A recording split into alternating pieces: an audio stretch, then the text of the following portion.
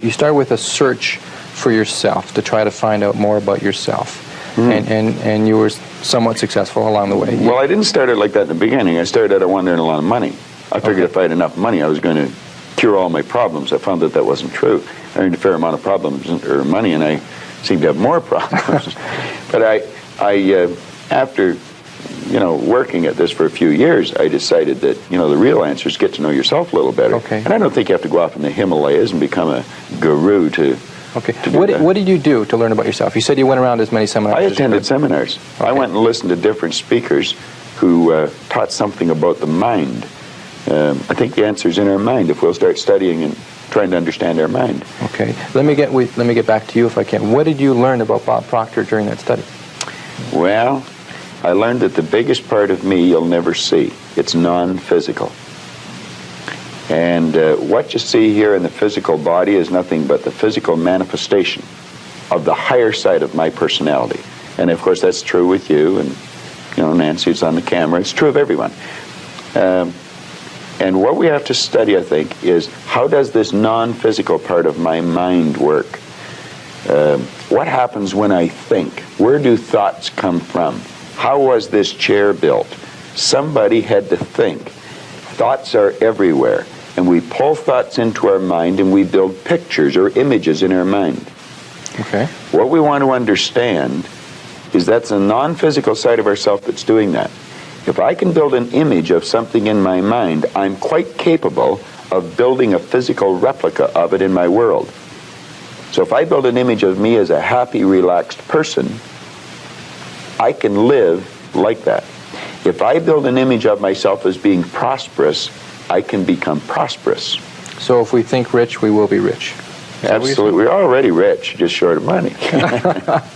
Okay, those of us that like to acquire more money and or happiness or whatever we see success, those of us that want to reach the goals that we've set for ourselves, we do it first by... Well, the first thing you do is sit down and decide what you want. If it's money you want, how much money? Lots of money. Well, nobody knows how much lots is. Okay. So you've got to be specific. Okay. You write down on a card exactly what you want.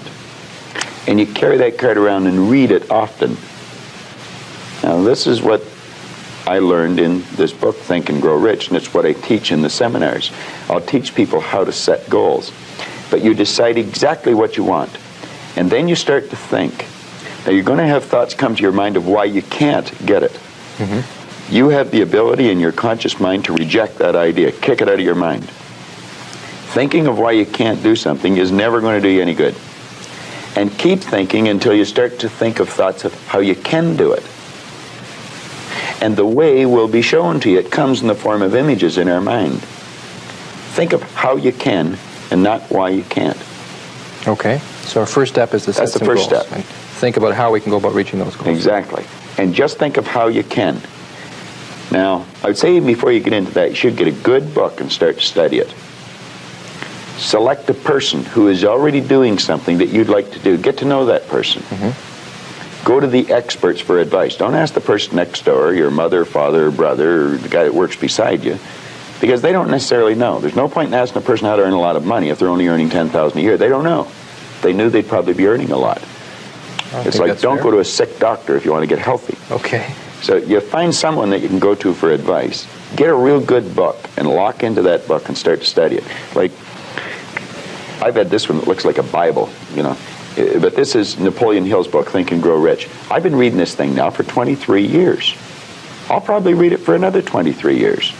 I got another good book that I brought over here today. It's called The Power of Your Subconscious Mind. Now, I'm not getting a commission for selling this. The author's dead now. He's been gone for a couple of years. But Dr. Joseph Murphy wrote this book, The Power of Your Subconscious Mind. And that's probably one of the best books that you're ever going to find, because you're going to learn something about your mind when you read this book. Okay. Now, I read a lot of books. I've got probably 1,000 books sitting in my den at home in my library. But the one that I carry it everywhere I go, and I read it all the time, is Think and Grow Rich. I never stop reading it. If you want another awesome young Les Brown clip, check it out right there next to me. I think you'll love it. Continue to believe, and I'll see you there. It's hard changing your life. It was hard when just over 3 years ago, in the Penobscot building in Detroit, Michigan, where I was operating my business,